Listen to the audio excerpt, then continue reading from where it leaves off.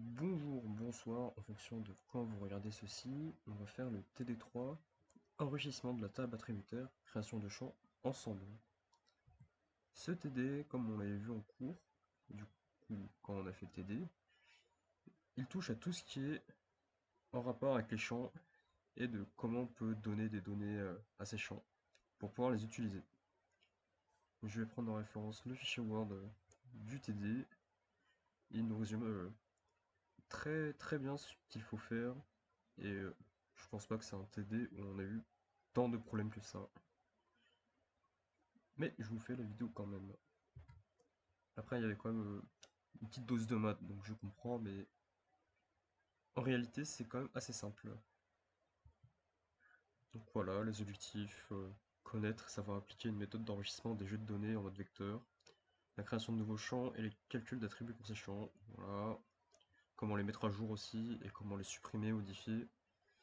Et aussi modifier l'ordre d'affichage des champs. Voilà. Du coup, pour préparer l'espace de travail, je pense que désormais c'est assez trivial. On crée un nouveau dossier, on nomme T3 dans ce cas-là. On fait data origin et data produit, on y installe les fichiers pour le TD. Du coup ici c'est un geopackage et non pas un fichier zip. Donc voilà, normalement on télécharge ça et on met dans le dossier comme ici. Hop. On a le dossier dans... On a le fichier dans le data origin. Donc on peut déjà aller dans QGIS et ajouter notre geopackage à l'intérieur du logiciel. Voilà, nous avons dans le dossier data origin le geopackage, on clique dessus et on l'ajoute depuis l'explorateur. Donc voilà, on a la belle ville de Lyon qui apparaît, en tout cas son agglomération, et on peut commencer à faire les questions. D'abord, on peut voir qu'il nous demande d'aller voir où sont les champs, du coup pour voir ça, bon, je pense que vous savez, mais un brin de rappel ne fait pas de mal. On fait clic droit sur la couche, on va dans propriétés, et on va dans champs. Et notre liste de champs apparaît ici. Quoi que leur nom, leur type, leur longueur et leur précision. Alors, le document apporte une petite précision sur la longueur et la précision. Décidément, ça fait beaucoup de précision. Euh, pour moi, c'est pas si important que ça pour nous, mais si vous voulez lire et mettre en pause, vous pouvez, c'est ça. Voilà, voilà. Et c'est là que les questions commencent réellement.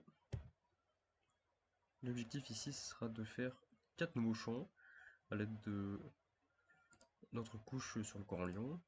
La superficie des iris en km², la densité, la part des enfants de 0 à 2 ans dans les iris et la part des femmes de 30 à 44 ans. Donc, on va commencer. Donc, avant de faire ces champs, on va devoir changer les unités de mesure dans les paramètres de QGIS. Parce que on veut calculer des km² plus tard et de base, ça calcule en mètres carrés et ça posera problème par la suite. Du coup, pour faire ça, on va faire comme il dit dans le fichier Word, qui est d'aller dans Projet, Propriété. Du coup, dans Général, normalement, on y est déjà. Et dans Mesure, qui est juste là, on a les unités pour les mesures de superficie et on met en km². Et faut bien mettre OK après, sinon ça n'applique pas les changements. Tout d'abord, il nous demande de créer un champ pour la superficie en km². Donc pour ce faire, on retourne dans QGIS, on va dans la table attributeur et on clique sur la calculatrice de champ. Donc c'est le boulier, c'est l'icône de boulier. Et pour ce faire, on va créer un nouveau champ. Du coup, le nom, je vais prendre le même que sur le document. Ça sera superficie km². Son type, ça sera pas un entier, ça sera un nombre décimal. Un nombre réel, du coup, un nombre avec des chiffres après la virgule. Ce qu'on voit, par exemple, là, on a l'exemple de l'iris des Jacobins, il fait 0,12 km², du coup avec des chiffres après la virgule. Et le type réel permet d'afficher ces chiffres après la virgule. Comme ça, on est bon. Donc ensuite, il me semble qu'il demande de calculer la superficie. Du coup, on va soit écrire $area, du coup, avec le clavier, ou soit on peut rechercher ici, area, et on peut le trouver comme ça. On va mettre... Ok. Donc il me semble que j'ai eu l'erreur qu'ils indiquent ici. Mais il me semble que ça fait... moi, ça fait rien. Ça fait rien pour la suite du TD. Le champ est quand même créé et normalement c'est bon pour ce champ-là. Aussi, on peut voir vite fait les trois icônes qu'il y a à gauche de la calculatrice de champ. Excusez-moi. Le premier, bah, il permet de créer un champ. Donc, exemple champ, on peut l'appeler par exemple. Car de toute manière, on va le supprimer juste après. Donc voilà, ça crée un champ. La troisième icône, à partir de là, ça permet d'organiser les colonnes. Donc on peut les glisser là où on veut. Par exemple, si on veut la superficie tout devant, on peut.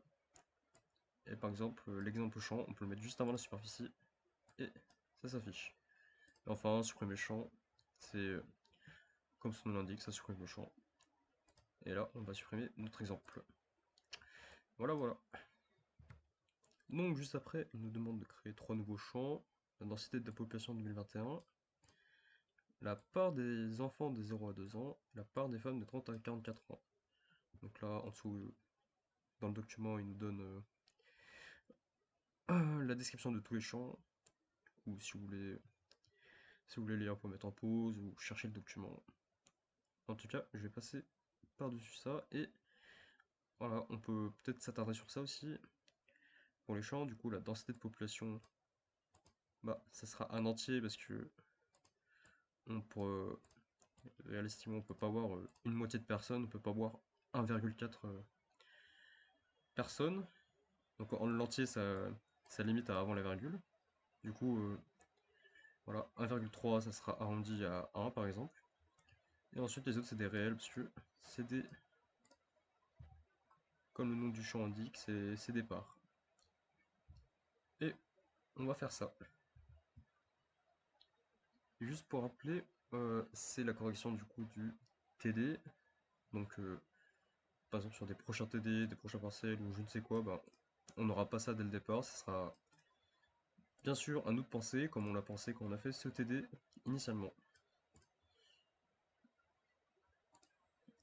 Donc pour faire ces nouveaux champs, bah, on fait comme tout à l'heure. On va dans la table attributaire et dans la calculatrice de champs. Donc le premier, ce sera la densité de population. Je vais juste copier le nom. On a dit que c'était un entier. On peut laisser 32, 32, 64 ici, ça change pas grand chose. Et la formule, c'est la population divisée par la superficie en kilomètres carrés. Donc c'est comme ça qu'on calcule la densité de population.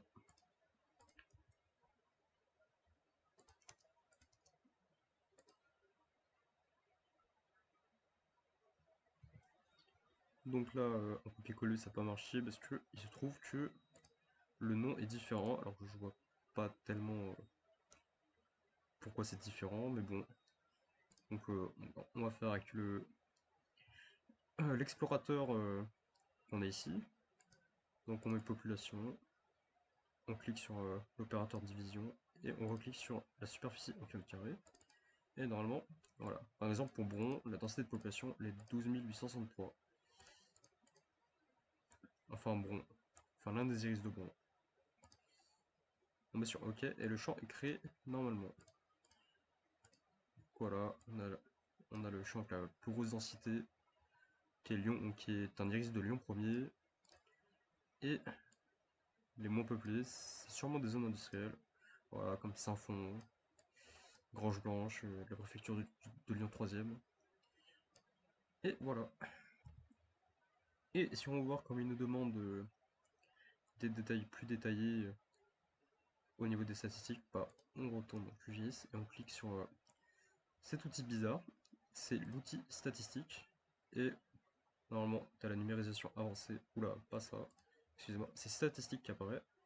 Et pour le champ choisi, on a plus de données par rapport au champ. Donc voilà, le compte, la somme, la moyenne, la médiane, etc., etc. Donc on peut la déplacer comme on veut. Voilà, on peut la remettre là si on veut. Et on peut la fermer aussi. Voilà. Alors après, il nous demande de créer la part des 0,2 ans. Je vais m'aider de ce qui sont faits dans le corrigé. Donc même chose, table attributaire, calculatrice de champ.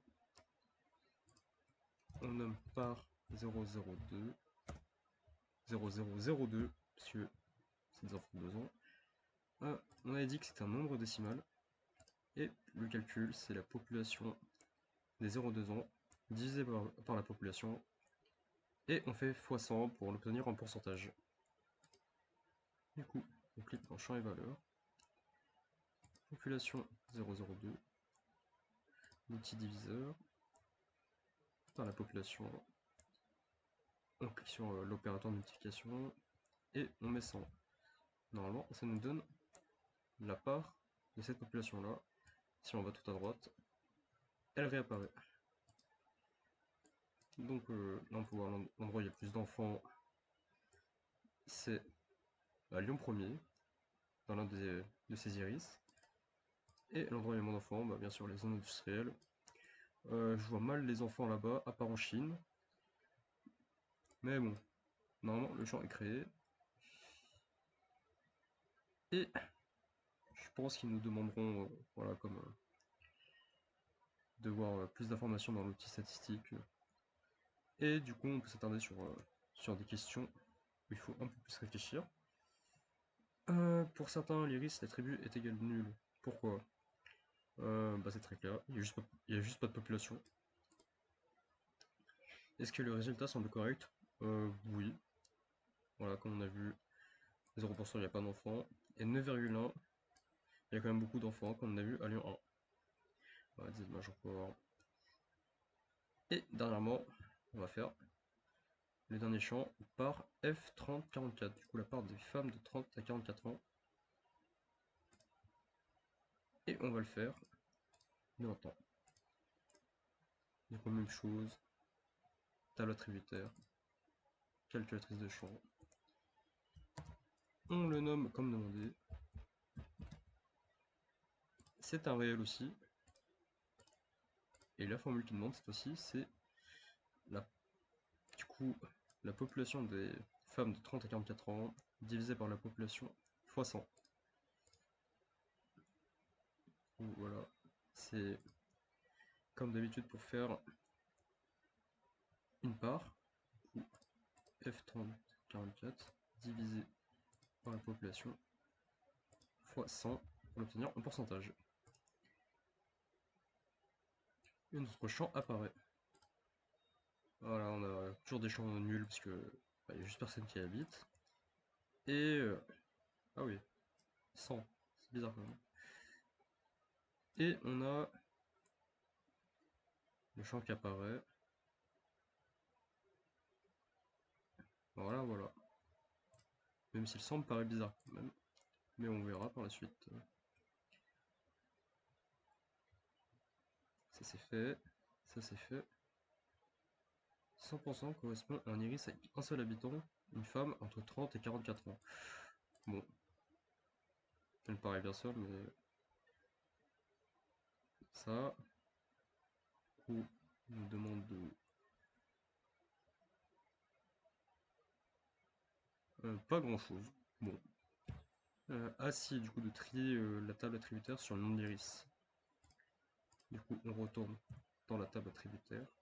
On clique sur iris. On voit la petite flèche vers le haut, ça veut dire que ça part de tout en bas. Et la flèche vers le bas, ça veut dire que ça part de tout en haut. Et donc il nous demande d'aller vers où? Vers la fin et nos champs qu'on a créés. Et normalement, si on avait bien fait, ça devrait ressembler à ça. C'est vers le cas où c'est dans l'autre sens. Ça n'est pas dans l'autre sens. Bizarre. Ah, c'est parce que j'ai fait sur le mauvais, c'était pas iris, mais non iris. Et on va le trier comme ça, de la fin jusqu'au début. Non, du début jusqu'à la fin, ça part des chiffres, puis après de A, B, C et tout. Et si on regarde bien ici, on retrouve ce qu'il demande dans le document. Donc avec ça, on peut être sûr qu'on a bien fait le travail jusqu'au bout. Et là, dernièrement, ce qui est plutôt petit comme travail, c'est la mise à jour des champs. Du coup, pour mettre un jour en champ, on retombe toujours dans la table attributaire, la calculatrice de champ. Et au lieu de mettre créer un nouveau champ, on met mise à jour d'un champ existant. Donc voilà, par exemple, superficie de kilomètre carré. Normalement, dans le document, ils me disent de faire une erreur et de remettre en mètre carré pour ensuite modifier l'erreur. Mais bon, c'est un peu short pour pas grand chose. Donc en gros, vous mettez le champ que vous voulez mettre à jour, la nouvelle formule, et normalement, ça donne ce que vous avez mis. Et il me semble que c'est tout pour le TD3. Non, voilà, il y a aussi renommer les champs et modifier leur type. Bon, c'est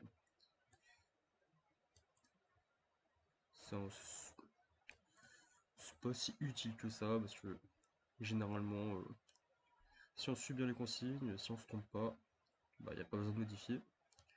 Mais si il y a besoin de modifier le champ, le renommer, ou modifier son type, apparemment il faut aller dans la boîte à outils, traitement, table vecteur, et refactoriser les champs. Bon, c'est un peu short pour pas grand chose. Si vous vous trompez, refaites juste le champ. Et à partir de l'endroit où vous êtes trompé. Voilà, personnellement, j'aurais fait ça. Donc voilà, c'est tout pour le TD3. Voilà, euh, j'espère que je fais bien les choses et que je vous raconte pas de bêtises. Donc ça de 1 et j'espère que ça a pu vous aider pour l'épreuve de mardi ou l'épreuve de je ne sais pas quel jour si vous promenez mystérieusement de différentes années en 2026, 2027, je ne sais pas. Bon, voilà, c'était tout.